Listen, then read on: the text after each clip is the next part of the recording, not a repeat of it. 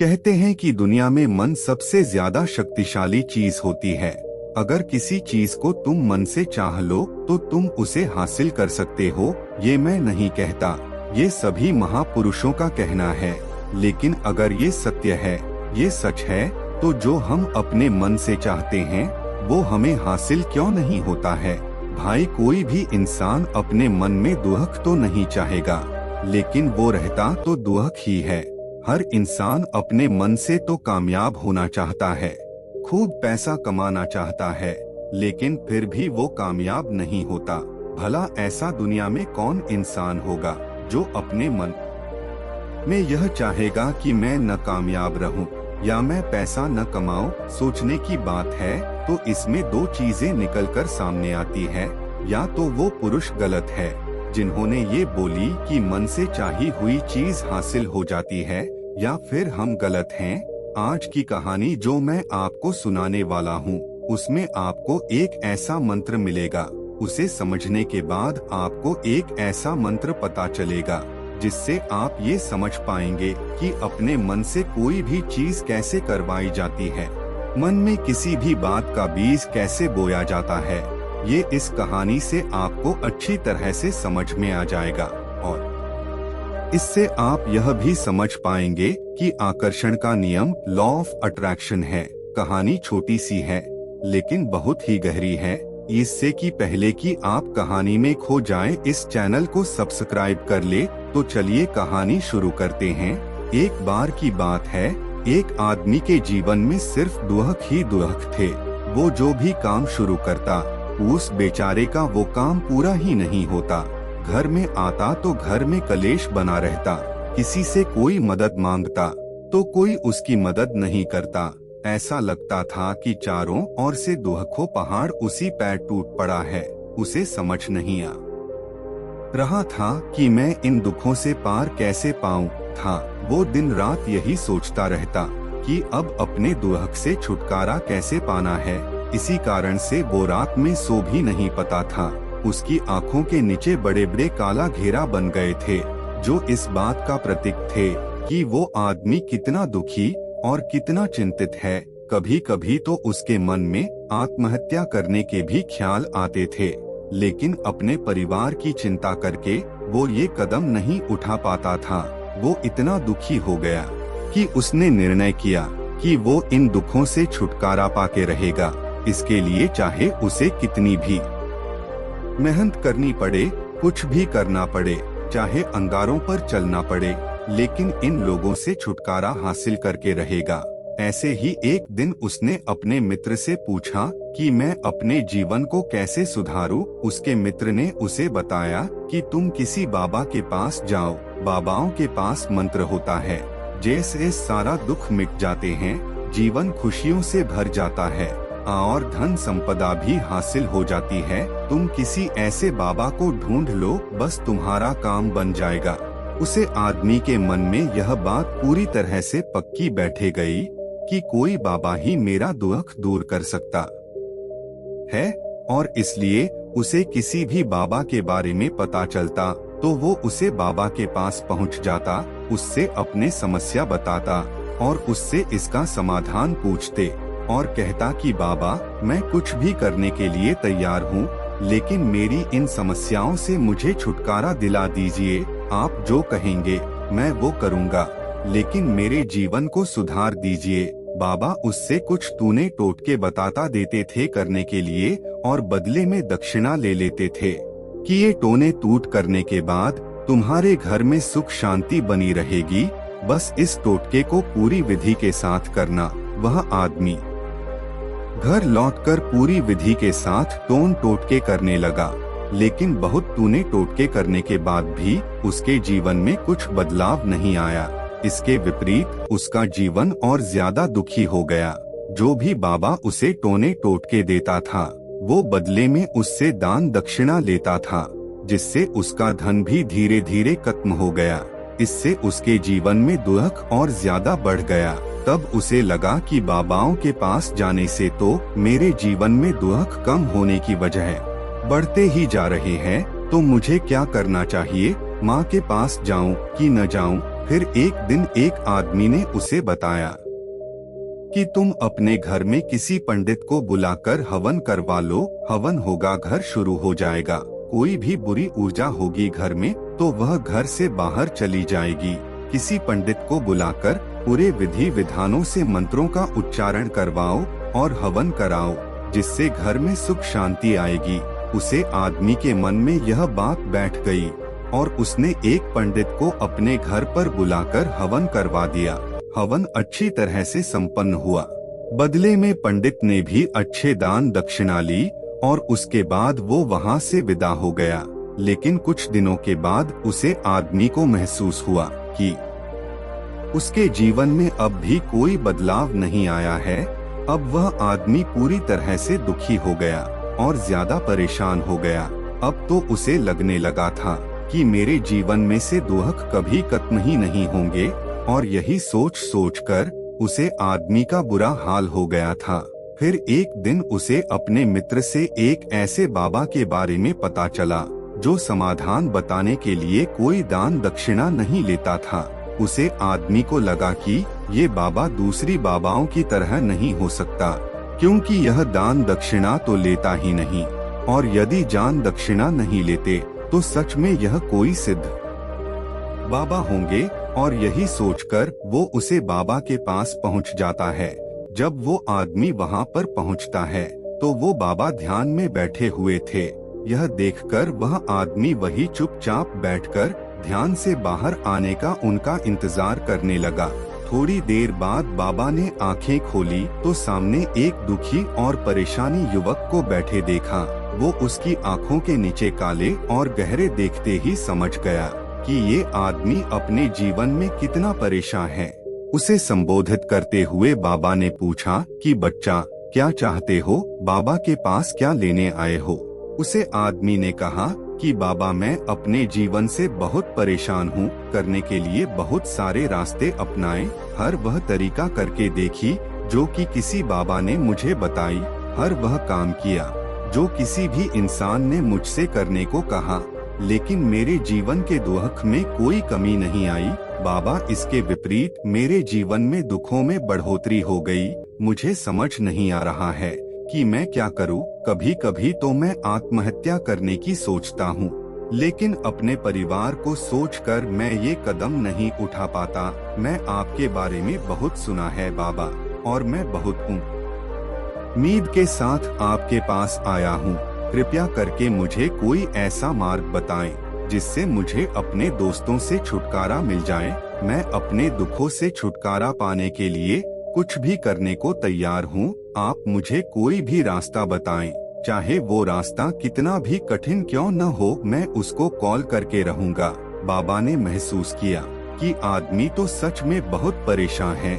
बाबा ने उसकी बात सुनकर कहा कि बच्चा, दुखों को दूर करने के लिए मंत्र ऐसे ही नहीं मिलते। मंत्र पाने के लिए कुछ करना पड़ता है। तुम कुछ कर सकते हो। यह सुनकर पहले तो उस आदमी ने सोचा कि यह बाबा भी मुझसे कोई दान दक्षिणा ही मांगेंगे, लेकिन और कोई रास्ता न पाकर उस आदमी ने कहा कि बाबा, आपको जितना भी दान दक्षिणा चाहिए मैं देने के लिए तैयार हूँ, लेकिन आपका मंत्र सच्चा होना चाहिए, वो पूरा होना चाहिए, उसका फल मुझे मिलना चाहिए। उसके बाद आप जो भी लेना चाहते हो वो दे दूंगा। बाबा ने कहा कि दान दक्षिणा तो बहुत छोटी सी चीज है, मुझे वो नहीं चाहिए। इस पर वो आदमी सोच विचार करके बोला, तू बाबा, मैं अंगारों पर भी चलने के लिए तैयार हूँ, आप मुझे बस आज्ञा किसी। बाबा ने उकरना शुरू किया कि अंगारों पर चलने वाली छोटी चीज मैं तुमसे नहीं कराने वाला। मैं जो तुमसे करने वाला हूँ वह बहुत कठिन मंत्र है, उसे पूरा कर पाओगे? आदमी ने बाबा से कहा कि बाबा, आप मुझे बताइए तो सही कि करना क्या होगा, मैं कुछ भी करने को तैयार हूँ। इस पर उसने कहा, यहाँ से तुम जब अपने घर पर जाओगे तो रास्ते में अपने मन में यह दोहराते जाना कि मैं सुखी हूँ, मैं सुखी हूँ। बार बार अपनी मन में यही दोहराना, और याद रहे, और जुबान पर ये नहीं आना चाहिए, यह सिर्फ मन में दोहराना है। ये सुनकर वह आदमी कह, बाबा बस इतनी सी बात यह तो मैं चुटकी बजाकर कर लूंगा, लेकिन इससे होगा क्या? बाबा कहने लगे, इस मंत्र को करके देखो। वैसे भी तुमने इतनी बाबाओं के मंत्र किए हैं, तो इस मंत्र को ही करके देख लो। उसे आदमी ने सोचा कि बाबा कुछ दान दक्षिणा तो ले नहीं रहे, और छोटा सा मंत्र है तो इसी में कर ही लूंगा। वो बोला, ठीक है बाबा, मैं ये मंत्र जरूर करूंगा। वो आदमी वहाँ से उठकर चलने लगा, लेकिन जैसे ही वो चलने लगा, पीछे से बाबा कहे कि बच्चा, एक बात याद रखना, तुम ये मंत्र अपने मन में दोहराओगे, तुम्हारे मन में बंदर के विचार नहीं आने चाहिए, बंदर का ख्याल भी नहीं आना चाहिए, तो ही यह मंत्र सिद्ध होगा। वह आदमी कहा, मुझे तुम आज तक बंदर का कोई विचार नहीं आया, तो अब क्यों आएगा? आप चिंता मत कीजिए बाबा, मैं हूँ यही दोहराऊंगा कि मन सुखी में, ये कहकर वो आदमी वहाँ से चल दिया।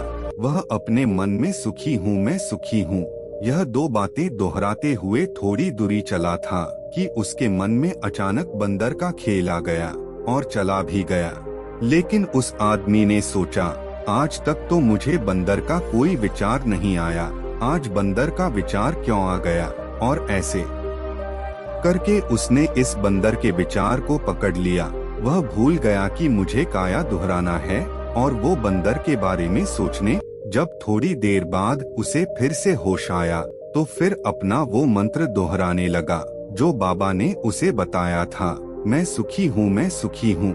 लेकिन अचानक से उसे एक सामने एक बंदर दिखाई दिया, और यह देखकर उसके मन में फिर से बंदर का विचार उठा।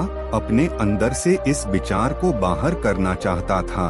वो चाहता था मेरे अंदर किसी भी तरह बंदर का विचार न आई, लेकिन उसे तो सामने बंदर ही दिखाई दे रहा था।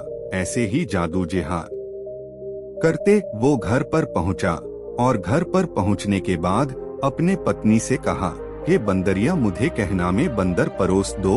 और उसे जब एहसास हुआ कि क्या बोल दिया, तो वह अपना बाल नोचने लगा। वो दीवारों में सिर मारने लगा कि आज तक मुझे कोई बंदर का विचार नहीं आया, और आप मुझे यह क्या हो गया है कि मुझे हर जगह बंदर ही बंदर नजर आ रहे हैं, यह कैसी माया है? यही सोच कर वो आदमी सोया नहीं, रात भर करवटें बदलता रहा, और सुबह उठकर सीधे बाबा के पास पहुंच गया और उसके चरणों में मिलकर कहा, ओ बाबा, पता नहीं क्या चमत्कार हो रहा है, आज तक मुझे कोई गंदा का विचार नहीं आया। जब से आपने मुझसे कहा कि बंदर के विचार नहीं आना चाहिए, तब से मुझे हर जगह बंदर ने बंदर नजर आ रहे हैं। उसे आदमी ने कहा, ओ बाबा, मुझे तो आपके पीछे पेड़ पर बैठा हुआ बंदर केले खाते हुए दिखाई दे रहा है, ये क्या हो रहा है बाबा? यह सुनकर बाबा हंसने लगे। बाबा ने कहा कि बच्चा, मन का जाल एक ऐसा जाल है जिसे समझ पाना इतना आसान नहीं है। बंदर तो तुम्हारे रास्ते में पहले ही आते थे। जब तुम मेरे पास आए थे तो इन्हीं पेड़ों पर यह बंदर घूम रहे थे, लेकिन तब तुम्हारे ध्यान में यह बंदर नहीं आया था। तब तुम्हारे ध्यान में सिर्फ अपने दुख थे। इसके बाद बाबा ने उसे बताया कि बच्चा, हम जिस चीज से भी दूर भागना चाहते हैं, वही चीज हमारे मन में बहुत गहरे में प्रविष्ट हो जाती है, वह हमारे अंतर्मन में समा जाती है। असल में हम जिस चीज से दूर छुटकारा पाना चाहते हैं, उससे छुटकारा इसलिए पाना चाहते हैं कि वो हमारे साथ बहुत गहरे से जुड़ी हुई है, और हम जितना ही उससे छुटकारा पाना चाहते हैं, वो उतनी ही गहरी हमारे मन में बैठे तो चली जाती है, और आखिरकार वो हमारे अंतर्मन में छा जाती है। ऊपर से तो हम चाहते हैं सुखी होना, कि मैं सुखी हूँ, हमारे होंठ भी यही बोलते रहते हैं, लेकिन हमारे मन में दुख समाये होते हैं। हमारे विचारों में, हमारे मन में हमें दुख ही दुख दिखाई देते हैं। इसलिए अपने जुबान से बार बार ये बोलने कहना से कि मैं सुखी हूँ, हम सुखी नहीं होंगे जब तक यह मंत्र हमारे अंतर मन में प्रविष्ट नहीं होगा। इस पर उस आदमी ने पूछा, ओ बाबा, लेकिन यह मंत्र हमारी अंतर्मन में प्रविष्ट कैसे होगा? यह सुनकर बाबा ने कहा कि बच्चा, अपने दुखों से लड़ना बंद कर दो, जब तक तुम अपने दुखों को दूर करने की सोचते रहोगे, तब तक वो दुख तुमसे छुपके रहेंगे।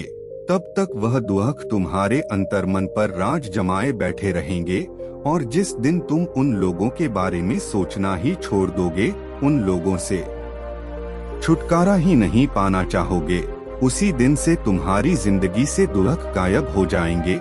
क्योंकि किसी भी चीज से छुटकारा पाने के लिए हमें उसे चीज के बारे में सोचना पड़ता है, और हम जितनी भी इस चीज के बारे में सोचते हैं, वह उतनी ही गहरी हमारे मन में प्रविष्ट होती जाती है।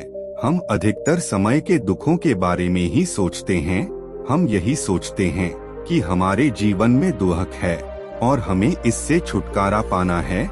इसी वजह से बार बार सोचने से वो दुख हमारे मन में प्रविष्ट हो जाते हैं और हमें एहसास भी नहीं होता। इसीलिए अगर तुमसे छुटकारा पाना चाहते हो, दुखों से छुटकारा पाने के बारे में सोचना छोड़ दो, तुम्हें दुखों से छुटकारा मिल जाएगा। अक्सर आदमी धूम्रपान छोड़ना चाहता है, शराब छोड़ना चाहता है, सुबह अपने आप से यह वादा करता है कि मैं कोई भी गलत काम नहीं करूँगा, लेकिन शाम को जब लौटता है तो नशे में चूर होकर लौटता है। ऐसा क्यों होता है कि हम जो सोच रहे हैं वो पूरा कर ही नहीं पा रहे हैं। असल में हम उन चीजों को बहुत ज्यादा आवाज़ों दे रहे हैं, उसे चीज को बहुत ज्यादा अहमियत दे रहे हैं। जब भी हम उसे चीज को छोड़ने के बारे में सोचते हैं तो हम उसकी इम्पोर्टेंस यानी विशेषता और ज्यादा बढ़ा देते हैं, और हमारा मन उसे चीज के बारे में जितना ज्यादा सोचेगा, हमारा मन इतना ही इस चीज के पीछे ज्यादा भागेगा। हमें उसे चीज से लड़ना नहीं है, बिना सोचे गुजर जाना है।